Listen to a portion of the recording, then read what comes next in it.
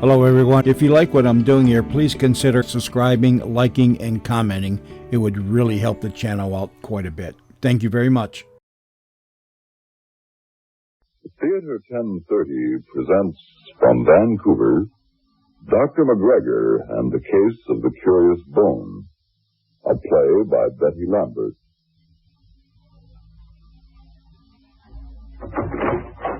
Oh, I knew it.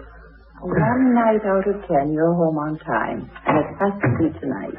You said supper at 6, Mrs. Graydon. There's no use getting grumpy with me, Dr. Mcgreggor. It won't do any good to your juices. 9 out of 10 grumpy people don't digest their food properly. Is that so? Read it in a magazine. Anyway, I was on an errand of mercy. That's why I'm late. Oh, poor Miss Schofield. Yes, she's getting worse, I'm afraid. Oh, not Esther Schofield.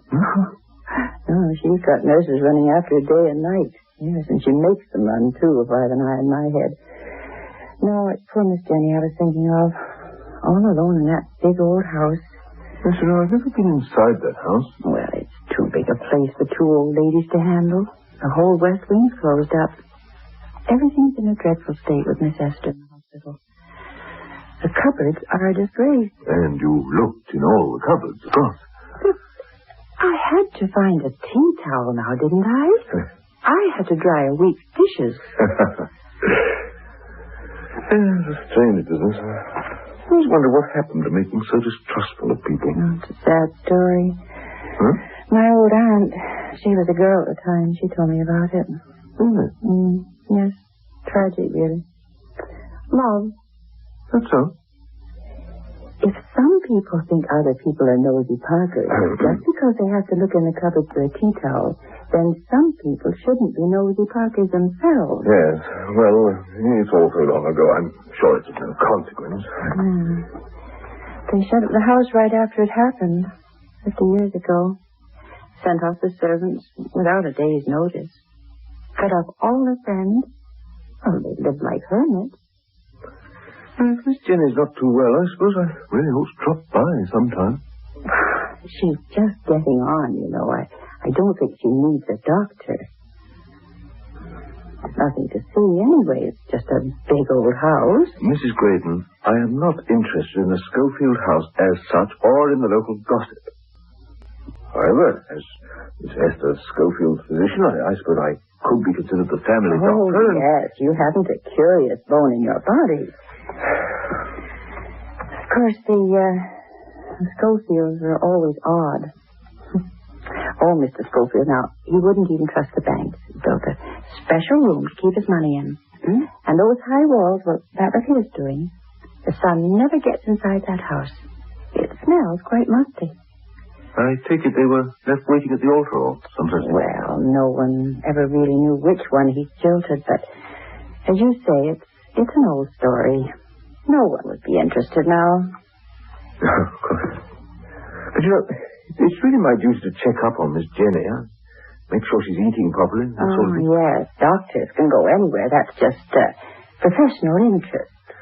But anyone else... I never said you were a nosy parker, Mrs. Graydon. If you're going, I'm going too. Well, perhaps you'd better. I'll probably never get inside by myself.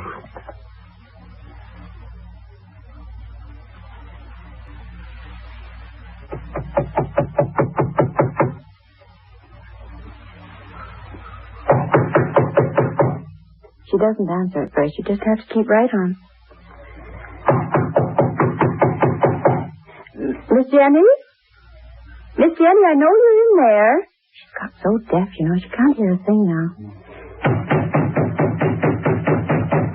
Miss Jenny? It's Mrs. Graydon. You remember me? I was here this afternoon. Yes, it's a lonely place. No houses for miles, not even a proper road. Those trees and the wall must keep the house in constant shadow. Miss Jenny? Oh, go away. We've just come to see how you are, Miss Jenny. I'll fix the dog on you. Now, Miss Jenny, you know there isn't a dog anymore.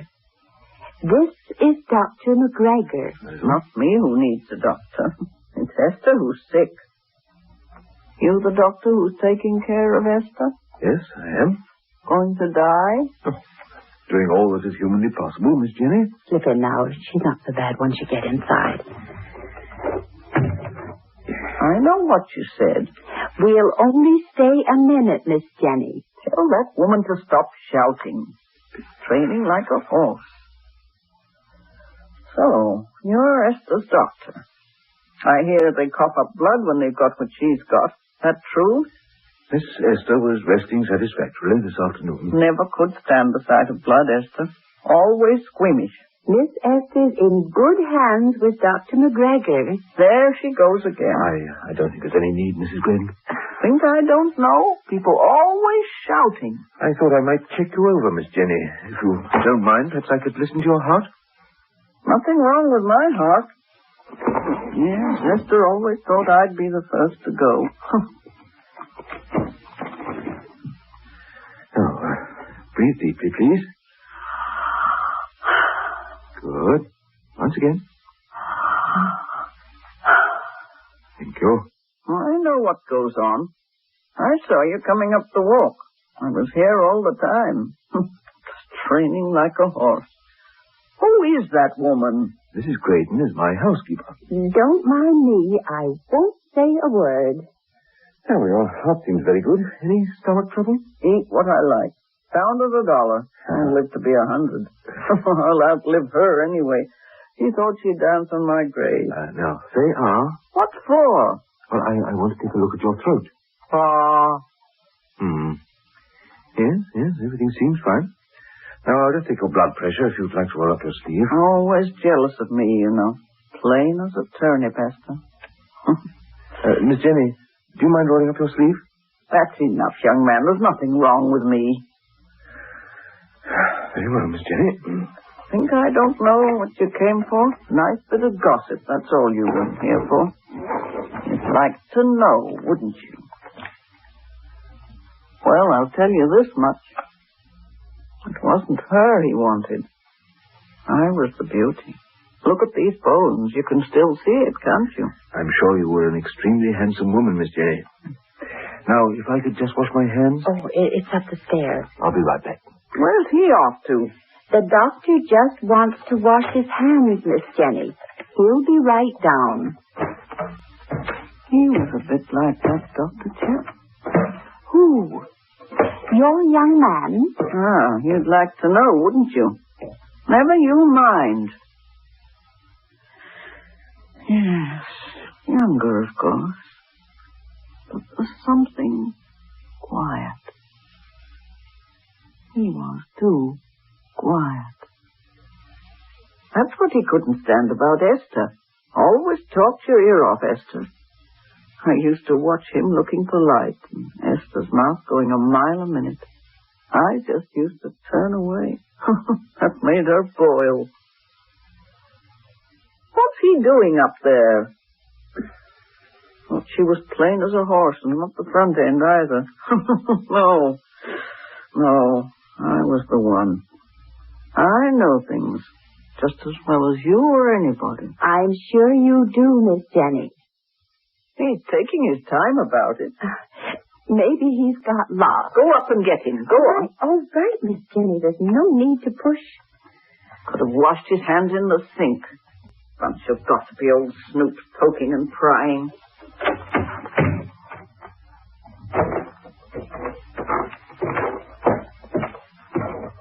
Dr. Mcgreggor? Dr. Mcgreggor?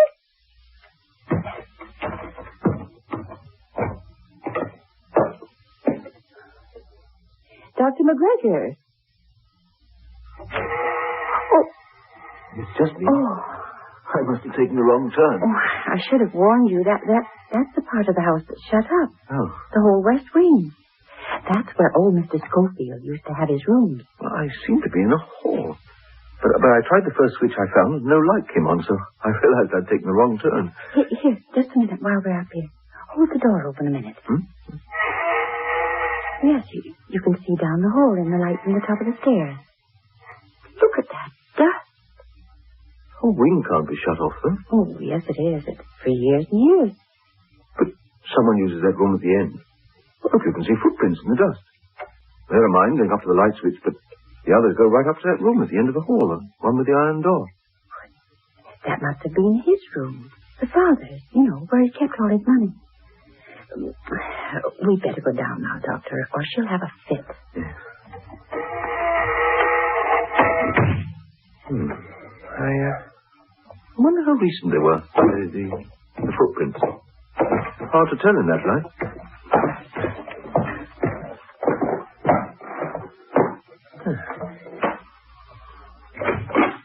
Well, you took your own sweet time about it. I'm sorry, Miss Jenny. I took the wrong turn and ended up in the west wing. The west wing's all closed off now. Yes, I realized as much when I flicked the light switch and no light came on. Light and heat shut off. Nobody uses that wing anymore. Nobody? We don't like people snooping around, trying to find out things. Yes. Well, I'm afraid we'll have to be going, Miss Jenny. I'll keep you informed about your sister. She always thought I'd go first. Oh, I'm sure you'll live to a ripe old age, Miss Jenny. Ripe old age, eh? Tell that to Esther. Wow. Odd? Odd. That's putting it mildly. Crackers, if you ask me. No, I mean, she said no one ever used that west wing, didn't she? Wait a minute. What? Look up there, Mrs. Braden. Where? That light, up there on the second floor. Well, that's queer. That's in the west wing. Hmm. Must be coming from that room at the end of the hall. I flicked the switch in the hall just once. Must have been the switch for the room. Yes, I flicked it only once, so the light is obviously still on. But Miss Jenny said all the lights were off in the west wing. Yes, she did, didn't she? Mr. Schofield must be an extremely cautious man. Why? See, there are bars on the window. Well, so there are. Someone's broken the glass behind them, too. Oh, kids, probably. Shutting up a place like this just makes kids worse. That's why they used to keep the gate locked. Trespassers will be prosecuted. From out here, you can't see that window at all. No. Walls are too high. Mrs. Graydon, what exactly was this trouble you referred to? Some man, I think you said. Well, he came here on business. After all, Mr. Schofield, Schofield had a mine up on the island, didn't he? Yes. And after, this young fellow came along to help the Schofield girls settle up business matters, He stayed here at the house. That was when we had servants. How long did he stay? Well, of course, it was before my time. I don't know personally. But my old aunt says it was, long enough to start people talking. You know how people gossip. You could see the Schofield girls were mad for him, all right. Well, they weren't exactly girls anymore, and no one could tell which one it was he liked. Oh, he was courting one of them. Used to buy flowers down at Green's Market on Third there and take them up to the house. But one Sunday he'd take Miss Jenny to church. The next Sunday it would be Miss Esther. So I guess he was really just playing both ends against the middle. Well, it must have been that because of what happened. One day he up and disappeared. And they shut up the house. That's Glenn for you. What was his name, do you remember? What was it now? Foxton or Foxhall, something like that. It's really a curse to have what did you call it? A curious bone? You find yourself making up stories about people, colouring reality, which is often quite dull, with a rainbow of imagination. For instance, 50 years ago, when they were still young enough to hope, but old enough to be afraid, Schofield sisters welcomed into their home a young man. He was a bachelor, he was presentable, and they both fell in love with him. And he fell in love, too, with one of the sisters. There was Esther, who was practical, and Jenny, who was lovely. But men don't always fall in love with women who are lovely. A young man disappears one day. 2 women grow old in a house in which the sun never shines. Servants are sent away, neighbors made unwelcome. Perhaps the young man didn't go away at all. Yes, if I were to give my imagination free rein, I would say that the young man never left the Schofield house. Oh, I suppose they've got him locked up in that room. Well, none of the other upstairs rooms' windows are broken. But you couldn't keep someone living in a room for 50 years. No. Not living. Really, Dr. Mcgreggor? Well, let us say that an honourable young man. He decided to speak to the lady of his choice. But first, being an honourable young man, he informed the other sister of his intentions. Perhaps she loved him very much. Perhaps she felt she was the logical choice. Well, there's no fury, Mrs. Graydon. And so she asked him to go up to her father's room, say to look over some papers, and there, when his back was turned... Yes, it's a good thing imagination doesn't influence reality. But how could she do it? She was only a woman after all. A man did it so much stronger. No, Mrs. Graydon, it's just a story. Of course, it is the problem. How could she do it? And how could she do it without anyone knowing? Well, the servants were sent away, remember, without any notice. Perhaps the other sister found out and never said anything for fear of the scandal. It was just an exercise in fancy. Still, Jenny did take a long time coming to the door. And then there was a footprint in the dust. Mrs. Graydon, your curious bone appears to be quite as macabre as my own. There's probably a very reasonable explanation. But she did say, I saw you coming up the walk. That window overlooks the front walk, doesn't it? Oh, goodness, I've got shivers up my spine. Yes. I've 1 or 2 myself.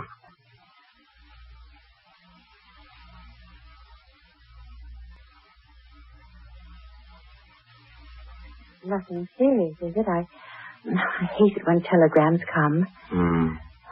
Look, I hope nothing's the matter. What? Oh, no, nothing's the matter. Well, his name was James Marshall Fox, and he never arrived back at the mine. You mean you wrote and asked the Schofield mine about all that? James Marshall Fox, employed March 1908 to December 1911, left employ of Schofield mine without explanation. He was sent here to get some business matters settled with the Schofield sisters. He completed his mission and then failed to report back at the mine. The manager wrote to the Schofield sisters, but they never answered his letter. He had no family, and no one bothered to make any further inquiries. But do you think it's really true? Do you think she killed him? Who? Oh, Miss Jenny. Why, Miss Jenny? Well, could have been Esther, too.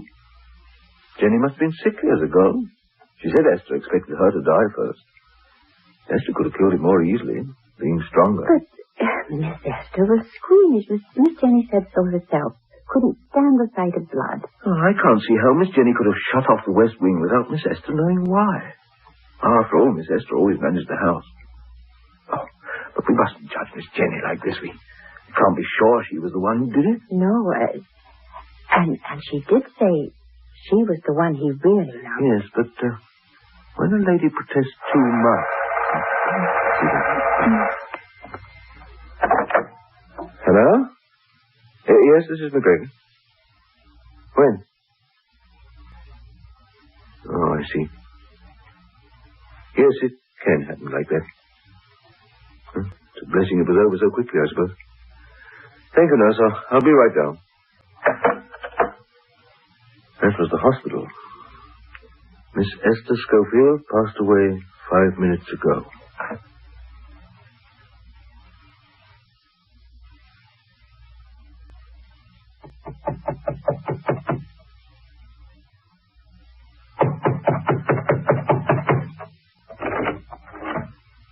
I saw you coming. Where's that woman? Mrs. Graydon isn't with me tonight, Miss Jenny. Good. You can come in. I don't mind you, young man. Miss Jenny, did you know the light is still on upstairs? I noticed it as I came up the walk. What light? The one in your father's room in the west wing. All the lights in the west wing are off. I see. Miss Jenny, I'm afraid I have some bad news for you. Now, sit down where I can see you. Yes. Thank you, Miss Jenny.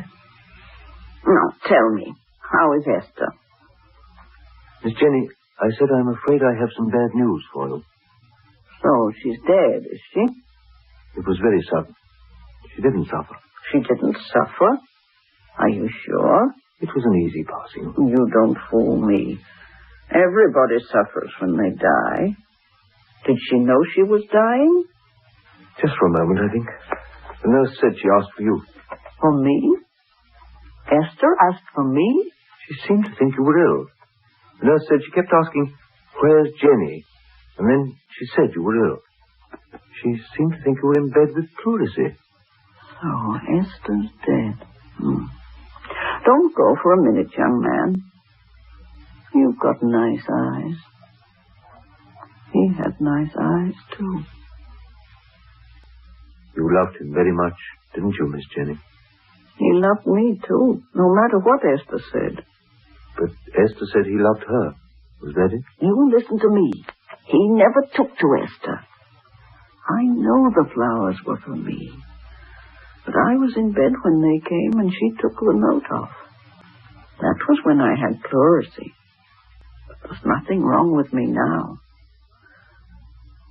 A woman can tell. Esther thought I was dumb, as if that made any difference. He never cared for her. I was the beauty. After Mr. Fox went away, you closed up the west wing, didn't you? And sent the servants away? I've got the flowers here, in that drawer.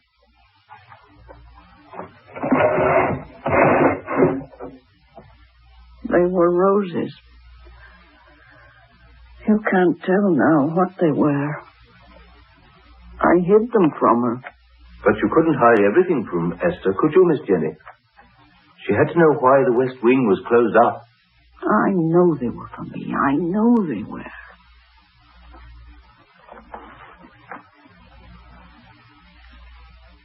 Miss Jenny. Oh, don't scare me like that, creeping up on me. Miss Jenny, haven't you heard a word I've been saying? Heard every word, every word. I can hear. I know what goes on. No. No, you can't hear anything when you don't look at me. I should have realized. How long have you been reading lips, Miss Jenny? I can hear, I tell you. There's nothing wrong with me. Of course. You've always been deaf.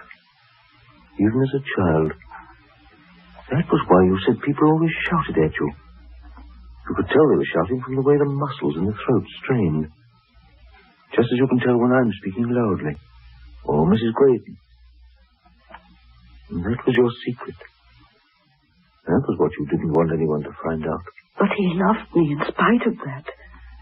He didn't care about me being deaf. He told me so. That was all it was. Just that. That was why you shut up the house. Because you didn't want anyone to ever know. Oh, Miss Jenny. Do you know, I'm rather a fool. Esther closed up the house. It wasn't me. She said we had to. There wasn't any more money. And she sent the servants away, too. Esther? I was sick when it happened, so I didn't have anything to say about it. And when I got better, he'd gone. Miss Jenny. You've got nice eyes, young man. He had nice eyes, too. Why did he leave me? I don't think he wanted to, Miss Jenny. But he never said goodbye. He just went away. You'll come back and see me sometimes, won't you? I don't want the others. They always made fun of me and called me dummy. Yes, Miss Jenny. I'll come and visit with you as often as you like. Will you? I promise. What's your name, young man? Brian. Brian Duncan Mcgreggor. This was James. James Marshall Fox. Miss Jenny, you were the one he loved. Was I? Truly? Truly. You were the one, Miss Jenny.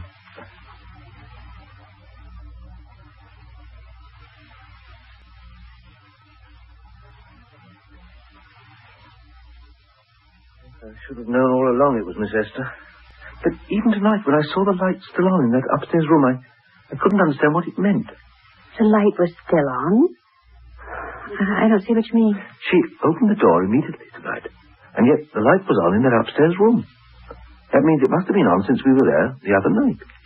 Now, if Miss Jenny had known about the light in that room, remember I told you I'd flicked the switch in the hall only once, she would have made sure it was turned off that night after we'd left. Now, Miss Jenny really believes that the west wing is completely closed and that the lights have been turned off. But she took so long to open the door the other night. Don't you remember? She said she'd seen us coming up the walk from a downstairs window as easily as from one upstairs. And she said we hadn't chosen to open the door. That was all. Of course, that should have told me immediately she was deaf. The fact that she'd seen us coming, not heard us knocking. I don't know how I missed it. You saw yourself. Sometimes she would answer a question directly. Other times, when she was looking away, she wouldn't seem to hear at all. I put it down to age. But I don't see why her being deaf should make any difference. Well, don't you understand? It explains how it was done. It explains how one sister could kill him without the other sister knowing it. First of all, Miss Jenny was sick in bed with pleurisy. Secondly, she couldn't hear anything. I expect Miss Esther sent the servants away before she invited Mr. Fox up to her father's room. The footprints we saw in the hall were Miss Esther's. She must have visited the room regularly up to the time she went into the hospital. Dust is filling them in now. But Miss Esther was always so squeamish. She couldn't stand the sight of blood. Oh, she couldn't kill anyone. She didn't. She simply locked him in. That explains the broken glass on the window. Locked the door? But he would have screamed. Yes, he would have screamed. For days. Even for weeks. But who was there to hear? No one. Except, of course, Miss Esther. Do you think he's still up there? Yes, I had thought of trying to find out. There must be a key to the room somewhere in the house. But I changed my mind. What good would it do now? The light in the room is out. I went up to the hall and turned it off before I left. Someday we'll know for certain.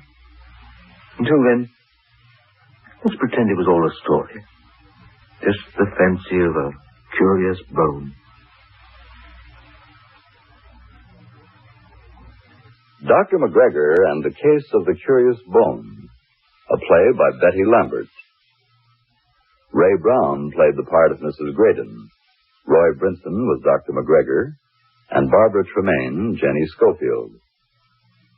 Technical operation was by Jerry Stanley. Sound effects were by Bob Gray. The play was produced in Vancouver by the CBC and directed by Gerald Newman. This is Ray Nichols speaking.